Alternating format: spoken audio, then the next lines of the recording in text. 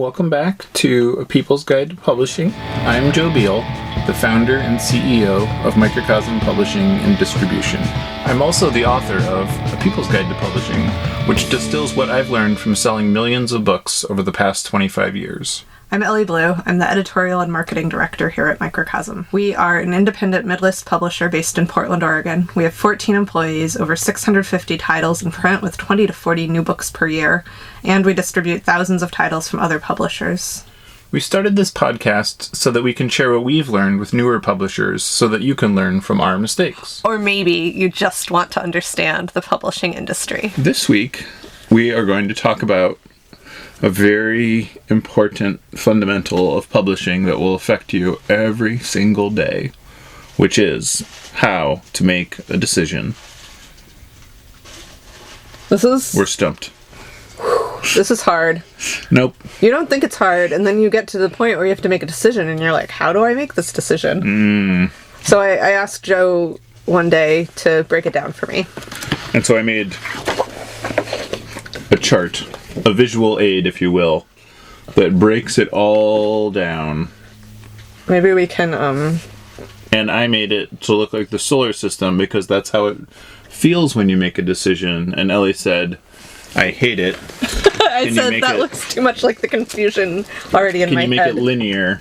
And so I made it linear because I know how to make a decision. And part of the criteria of making a decision is considering the stakeholders. Thank you.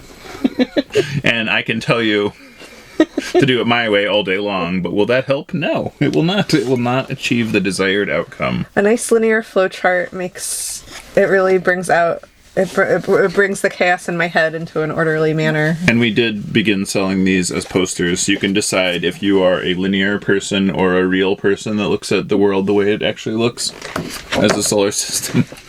This should go in the things we disagree about episode. With eye rolls. And so you begin here at the top with, what is my desired outcome? Which is the entire point of making a decision. You think of what you want to have happen, and you start there. You don't try to think of, like, how do I mitigate damage? How do I, what is the thing I'm willing to live with? You really think of, like, what you want to happen. And then you come down to what is the simplest solution to achieve it. So if you're like, I want a sandwich, and you're in your kitchen, you go to the fridge and you make your sandwich. Is there an easier way, though? You could order it on Postmates. Not always easier. That's true. That might lead you right back to your own fridge. And then, should you find that was working okay, you say, does my idea work for everybody involved? Am I going to eat the last piece of bread? Am I going to upset? Should we have a publishing example? I don't know. I like the sandwich example. Let's run with it.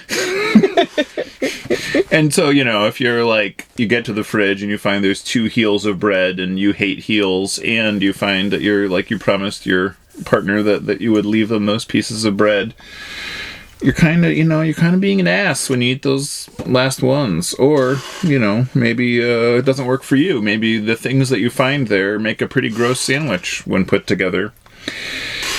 And then, should you be willing and able to move forward, you have to ask, are the costs and consequences acceptable?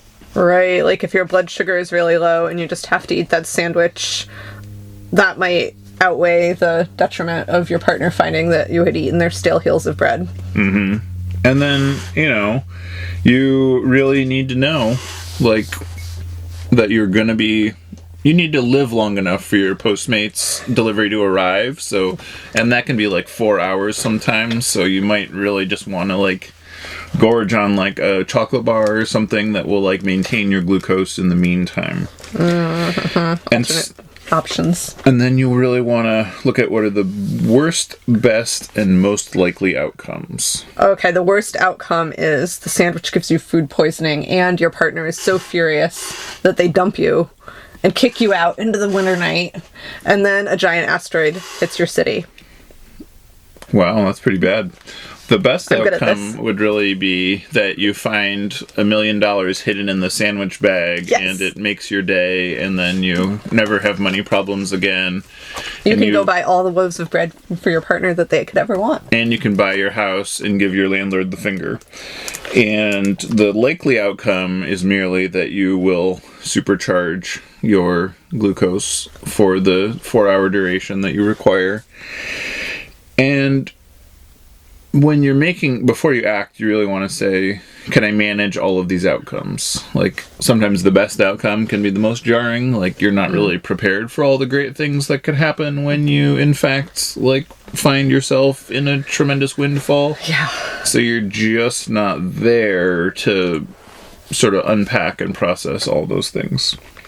Or, for most people, they only consider the consequences of the worst outcome. They don't consider the best or the most likely, which is weird, But, people, they're everywhere. Could this decision hurt the relationships that I value? And, it's real. And, and I think I reframed it on this one. Yeah, actually. Does this relationship cause harm to anyone I care about and or our relationship? Wait, is that the same? It's a little rewritten. I probably had an editor in between. But, and that's really the thing where you evaluate the stakeholders. Like, you evaluate who will be affected by this decision, and you think about what you know about how they will take it individually and as a whole, And then you want to evaluate, does this decision take too much time and energy from the things I want and need to do? See, if you were going to interrupt your workday to make a lasagna or, I don't know, what's a thing that requires like 4 hours of food prep? I mean, I would say, like, the need to go to the grocery store to replenish your ingredients, but, like, in the middle of your day rather than the next day like you were going to. That would be a serious interruption. Mm-hmm. And if you have things that are actually pressing that need handled right then, which is the entire reason that you are unfed and needing eaten sort of desperately, that might not be the best way to go about things. You may not want to make an elaborate meal. You might just need to eat. Could this decision cost more money than I can afford? Is there a cheaper way? And that's, that's really something that people don't really often want to consider because they're so caught up in that moment of like, well, this sounds good. I want this. This solves the fact that I don't want to be making this decision anymore. It's probably like the most common cause of decision making. But, yeah, so you want to do should we run through another example with publishing, or should we leave the unloaded version? Well, it's like a hard decision we had to make recently. A hard decision we had to make recently. Or any decision, I guess. So normally that's something like, hiring another person, or, I guess the biggest one is like whether to publish a book or not. That's right. Sort of the, right. forever classic, and so you really need to consider like best, worst, most likely outcomes, the fact that you are taking time and energy away from other things, so this should be a fairly sure thing. You have to make sure it works for you and for the author. Like, they're not going to be like, having a better opportunity elsewhere. And you have to make sure that it's not going to like piss off the people you work with that you chose this book. You want them to feel excited about it, because then they will do a good job. And like, if the book bombs or if the book becomes a bestseller, can you handle both of those outcomes as well as if it just is a normal book? Yeah, and a lot of publishers, when they have a runaway success, they end up having to sell the rights to a bigger publisher because they cannot manage a bestseller because they don't have the financing or the infrastructure. And then, could this decision consume a tremendous amount of time or money? Yes, it could. Oh, and it's a book. Indubitably it will. It can only do that. But, it's like, can you afford the costs and consequences of that? Right, I guess there are, like, books that take more time than others. Like, a cookbook actually takes way more time, or a workbook, than, like, a novel or straight-up nonfiction. And a graphic novel can take just, like, massive amounts of time. And, like, a book that has to be printed in color will consume a lot more money. Yeah. and be much greater risk. So, are you prepared for that? And then you always have to bring it back at the end to what is the desired outcome. Mm-hmm. And you have to be honest with yourself about that, because when you're not, that's when everything goes wrong. And becomes very expensive. Because then you're not actually proceeding on the correct directive. Until next week. Thanks for joining us once again. Please send your questions to podcast@microcosmpublishing.com so we can answer them on future episodes. And please give us 5 stars on iTunes and everywhere else that podcasts are reviewed. You can find us on the internet at microcosm.pub, On Twitter at Microcosm, on Facebook at Microcosm Publishing, on Instagram at Microcosm_pub. and here in Portland, Oregon on North Williams Avenue. Thank you so much. Have a wonderful week.